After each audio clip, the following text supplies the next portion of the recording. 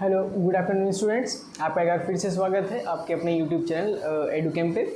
तो जो हमारा चैप्टर चल रहा था वो केमिकल रिएक्शन एंड इक्वेशंस चल रहा था, और इसमें जो इससे पहले वाली क्लास थी उसमें हमने chemical reactions, balanced chemical reactions, unbalanced chemical reactions, और हम उन केमिकल रिएक्शंस को थोड़ा सा इंफॉर्मेटिव और कैसे बना सकते थे, इन सब चीज़ों को हमने पढ़ लिया था, है ना। तो जो आज का लेक्चर हमारा होने वाला है, इस लेक्चर में हम देखेंगे कि केमिकल रिएक्शंस कितने टाइप की होती हैं, टाइप्स ऑफ केमिकल रिएक्शंस, उनको एक एक करके हम थोड़ा सा डिटेल से पढ़ेंगे, है ना। तो जो हमारा चैप्टर चल रहा है वो है केमिकल रिएक्शंस एंड इक्वेशंस। ठीक है, क्या है? Chemical reactions and equations. ठीक है, ये हमारा चैप्टर चल रहा था। इसमें जो हमको नेक्स्ट चीज़ पढ़नी है वो टाइप्स ऑफ केमिकल रिएक्शंस। हमने इससे पहले balanced reactions, unbalanced reactions, chemical reaction क्या होती है, केमिकल इक्वेशन क्या होती है, सिंबल क्या है, फॉर्मूलेस क्या है, ये सब चीज़ें हमने हल्का हल्का देख लिया था, है ना। तो जो हमें आज की क्लास में देखना है वो क्या देखना है? Types of chemical reaction. क्या देखना है? Types of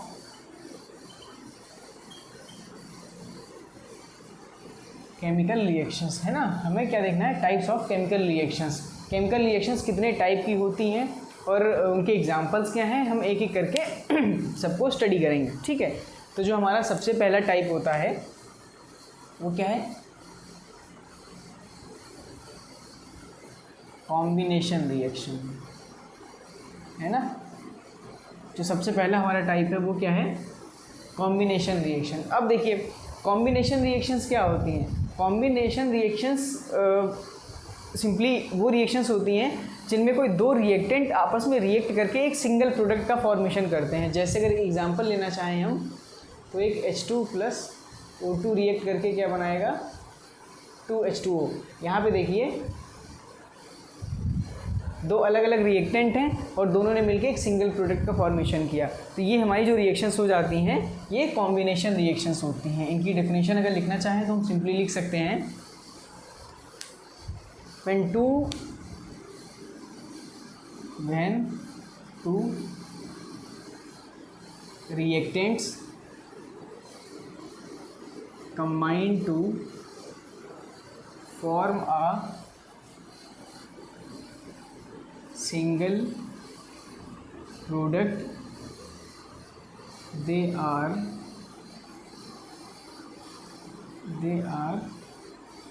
called combination reactions, है ना। ये हमारी कॉम्बिनेशन रिएक्शंस होती हैं। अभी हम इनकी एग्जांपल्स जो हैं वो आगे जब इसको डिटेल में पढ़ेंगे तब हम देखेंगे। फिर नेक्स्ट टाइप का जो रिएक्शन होता है, कॉम्बिनेशन के बाद जो हमारा नेक्स्ट टाइप का रिएक्शन होता है वो क्या होता है? वो है हमारा डिकम्पोजिशन रिएक्शन। ठीक है, जो नेक्स्ट टाइप है हमारा वो क्या है? Decomposition reaction.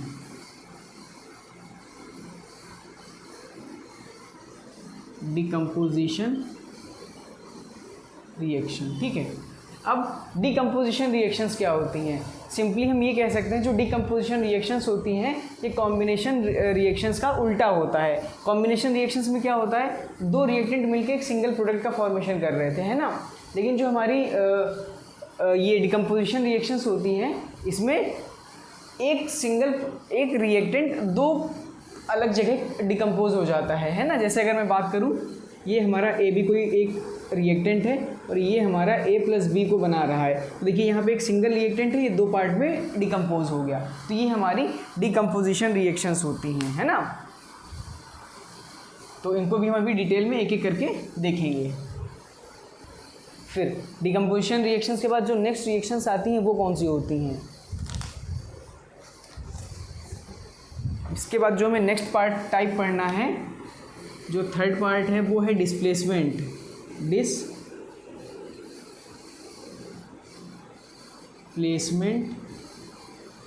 रिएक्शंस। अब डिस्प्लेसमेंट रिएक्शंस में क्या होता है? एक रिएक्टेंट जो होता है वो दूसरे रिएक्टेंट को उसके सॉल्यूशन से या सॉल्ट सॉल्यूशन से डिस्प्लेस कर देता है, तो उसको डिस्प्लेसमेंट रिएक्शन बोलते हैं। ठीक है, और इसके बाद जो चौथा टाइप है वो क्या है? Double displacement reaction. Double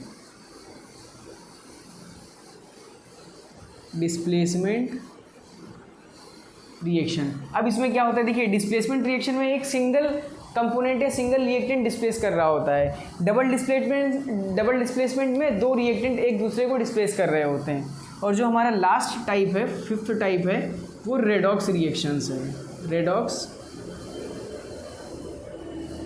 reactions. अब रेडॉक्स रिएक्शंस में हम दो अलग अलग, नीचे नहीं दिख रहा ना, रेडॉक्स रिएक्शंस में हम दो अलग अलग इक्वेशंस को अगर देखें, एक होता है हमारा रिडक्शन रिएक्शन, एक होता है ऑक्सीडेशन रिएक्शन। इसको अगर थोड़ा सा अच्छे से समझना चाहें तो ऐसे करके लिख लीजिए।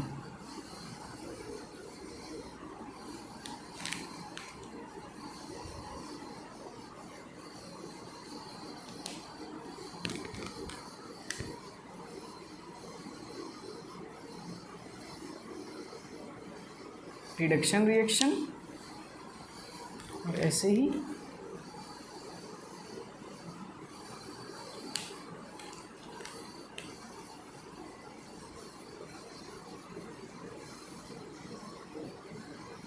ऑक्सीडेशन रिएक्शन, है ना। तो अब मैंने इसको हाईलाइट क्यों किया हुआ है, रिडक्शन से रेड और ऑक्सीडेशन से ऑक्स, इन दोनों को अगर हम मिला लेंगे तो क्या बन जाएगा, ये हमारा क्या बन जाएगा, रेडॉक्स रिएक्शन, है ना। मतलब ऐसी रिएक्शंस जहाँ पे, दिख नहीं रहा क्या यार, ऐसी रिएक्शंस जहाँ पे रिडक्शन और ऑक्सीडेशन दोनों प्रोसेस या दोनों रिएक्शन एक साथ हो रही होती हैं, उन रिएक्शंस को रेडॉक्स रिएक्शन बोला जाता है ना। तो इसको हम एक एक करके देखना स्टार्ट करते हैं। तो सबसे पहला है हमारा कॉम्बिनेशन रिएक्शन, है ना। अरे यार फिर से लिखना पड़ेगा, ठीक है। तो सबसे पहला देखते हैं कॉम्बिनेशन रिएक्शन।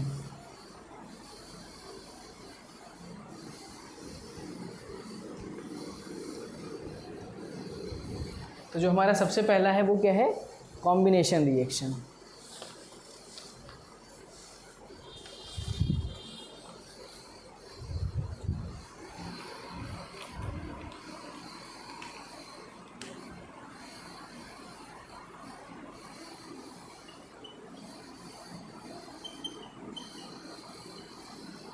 कॉम्बिनेशन रिएक्शन सबसे सिंपलेस्ट लैंग्वेज में जैसे मैंने समझाया कि दो रिएक्टेंट आपस में रिएक्ट करके एक सिंगल प्रोडक्ट का फॉर्मेशन करेंगे, है ना। तो इसके लिए एग्जांपल, या व्हेन टू और more reactants to form a single product, these type of reactions are called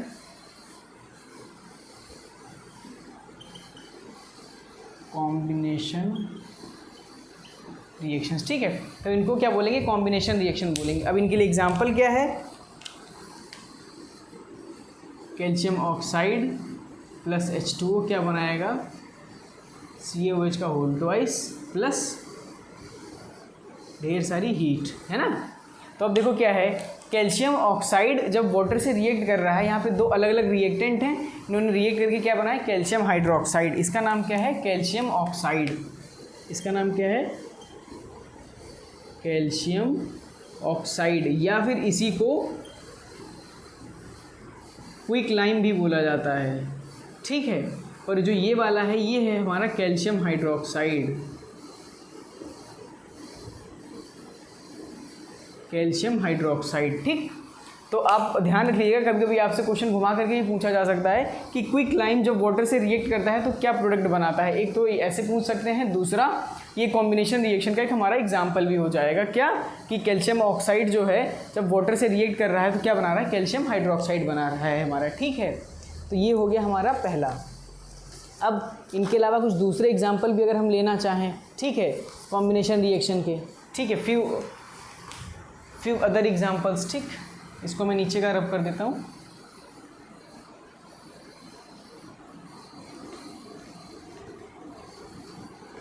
ठीक है,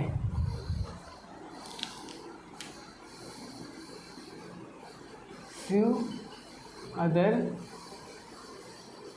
एग्जाम्पल्स ऑफ कॉम्बिनेशन रिएक्शंस। ठीक है, कुछ और एग्जांपल्स हैं जिसमें सबसे पहला क्या है, burning of coal. Burning of coal ये भी हमारा कॉम्बिनेशन रिएक्शन का एग्जांपल है। इसमें क्या होता है, जो हमारा कार्बन होता है वो ऑक्सीजन की प्रेजेंस में बर्न होता है तो क्या बनाता है, CO2, है ना। ये हो गया हमारा कॉम्बिनेशन रिएक्शन का। दूसरा क्या है, फॉर्मेशन ऑफ वाटर एंड, जो मैंने सबसे पहले लिखा था फॉर्मेशन ऑफ वाटर, है ना, वो भी कॉम्बिनेशन रिएक्शन का एग्जांपल है हमारा। दूसरा क्या है, फॉर्मेशन ऑफ वाटर। अब इसमें क्या है, ये क्या है, H2 + O2 क्या बनाया, 2H2O, है ना। तो ये हमारा फॉर्मेशन ऑफ वाटर हो गया। उसके बाद तो ये कुछ एग्जांपल हो गए। उसके अलावा जो रेस्पिरेशन होता है हमारा, वो भी हमारा, ठीक है। तो ये चीज़ था हमारा कॉम्बिनेशन रिएक्शन के बारे में अभी तक। अब जो नेक्स्ट पार्ट है हमारा, कॉम्बिनेशन के बाद क्या आता है, नेक्स्ट पार्ट हमने क्या पढ़ा है, क्या हमें पढ़ना है, डिकम्पोजिशन रिएक्शन, है ना। नेक्स्ट क्या पढ़ना है हमें, एक टाइप तो ये हो गया कॉम्बिनेशन रिएक्शन, ठीक है। अब जो दूसरा टाइप है वो क्या है, कॉम्बिनेशन के बाद जो दूसरा टाइप है हमारा वो है डिकम्पोजिशन रिएक्शन, ठीक है। दूसरा क्या है,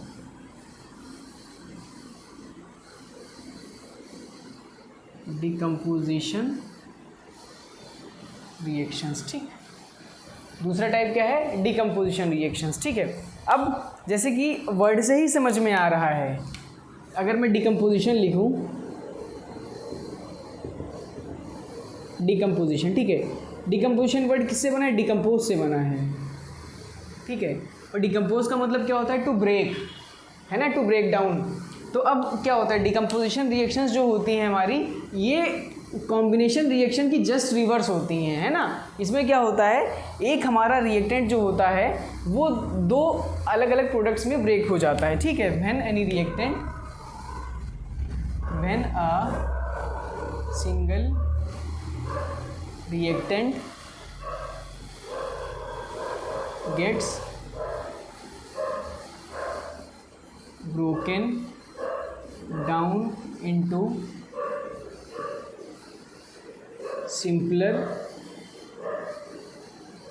substances, these reactions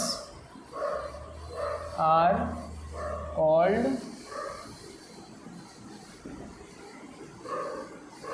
decomposition reactions, ठीक है।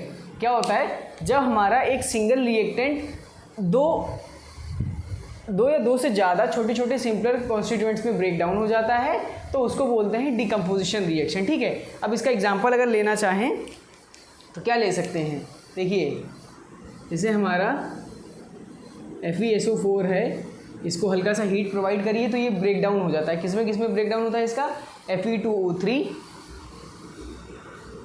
+ SO2 + SO3, है ना।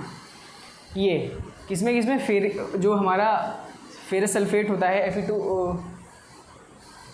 सल्फेट होता है, ये Fe2O3 फेरिक ऑक्साइड और SO2 और SO3 में टूट जाता है अपना, ठीक। तो ये हो गया हमारा डिकम्पोजिशन रिएक्शन। उसके अलावा जो क्या है, कैल्शियम कार्बोनेट अगर हम देखें, CaCO3, इसको हल्का सा हीट किया तो हमें क्या बनाएगा, कैल्शियम ऑक्साइड। उसके बाद कैल्शियम ऑक्साइड के बाद क्या बना लिया, CaCO2, है ना। ये दो चीज़ें हमें मिल जाएंगी तो ये हो जाता है हमारा, ये कैल्शियम कार्बोनेट होता है,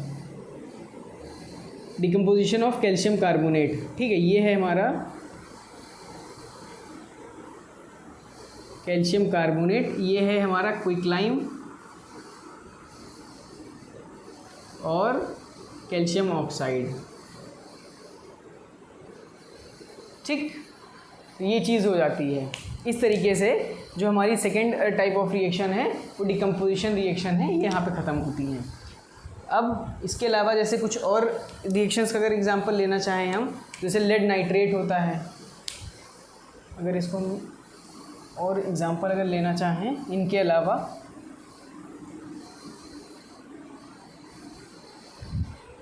लेड नाइट्रेट PbNO3 का ट्वाइस। अब ये किसमें ब्रेक डाउन होगा, ठीक है। इसको देखते हैं, इसको हीट करिए, लेड ऑक्साइड प्लस NO2 और क्या बच गया यहाँ पे अभी O2। रिएक्शन बैलेंस नहीं तो बैलेंस कर लेंगे हम लोग, ठीक है। तो ये कुछ करके बनता है, ठीक। इस तरीके से हमारी ये नेक्स्ट रिएक्शन हो जाती है, डिकम्पोजिशन रिएक्शन। अब आपका होमवर्क कितना है, या आप इस रिएक्शन को बैलेंस करके एक बार ट्राई करेंगे, नहीं होता तो कमेंट सेक्शन में कमेंट करिएगा, मैं इसको बैलेंस कर दूँगा, है ना। तो ये हो गई हमारी डिकम्पोजिशन रिएक्शन, ठीक है ना। तो ये हो गया हमारा डिकम्पोजिशन रिएक्शन। उसके बाद जो नेक्स्ट टाइप आता है डिकम्पोजिशन के बाद आता है डिस्प्लेसमेंट रिएक्शन, है ना। डिस्प्लेसमेंट रिएक्शन क्या होता है वो देखते हैं।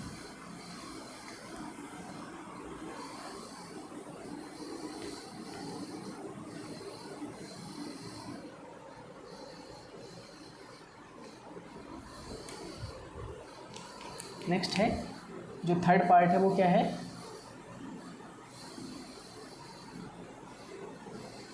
डिस्प्लेसमेंट रिएक्शंस, ठीक है। Displacement reactions. अब डिस्प्लेसमेंट रिएक्शंस क्या होती हैं, अब ये वो टाइप की रिएक्शंस होती हैं जिनमें हमारा एक एलिमेंट जो होता है दूसरे एलिमेंट को उस रिएक्शन से डिस्प्लेस कर देता है ना। मतलब इसको एग्जांपल से समझेंगे तो अच्छे से समझ में आएगा। जैसे अगर हम एग्जांपल लें इसका, तो ये है Fe प्लस CuSO4, है ना। ये Fe है, CuSO4 है, ठीक। तो जो इसकी रिएक्शन होगी वो ऐसे कुछ होगी, FeSO4 प्लस Cu, ठीक। तो ये हो गई। अब देखिए क्या हुआ, यहाँ पे Fe है, यहाँ पे Cu है, तो Fe ने क्या किया, CuSO4 में से Cu को डिस्प्लेस करके Fe यहाँ पे आ गया और Cu हमारा बाहर चला गया, ठीक है। तो ये हमारी डिस्प्लेसमेंट रिएक्शन हो गई। और अगर एग्जांपल लेना चाहें हम तो Zn प्लस CuSO4 तो क्या हो जाएगा, ZnSO4 प्लस Cu हो गया। इसके अलावा और क्या एग्जांपल ले सकते हैं, Pb प्लस CuCl2 तो क्या बन जाएगा, PbCl2 प्लस Cu, ठीक है। तो ये हो गया कुछ हमारे डिस्प्लेसमेंट रिएक्शंस के एग्जाम्पल। अब एक चीज़ इसमें दूसरी आती है कि हम ये कैसे डिसाइड करेंगे कि कौन सा एलिमेंट जो होगा वो अगले एलिमेंट को डिस्प्लेस करेगा, है ना। तो ये चीज़ किस पे डिपेंड करेगी।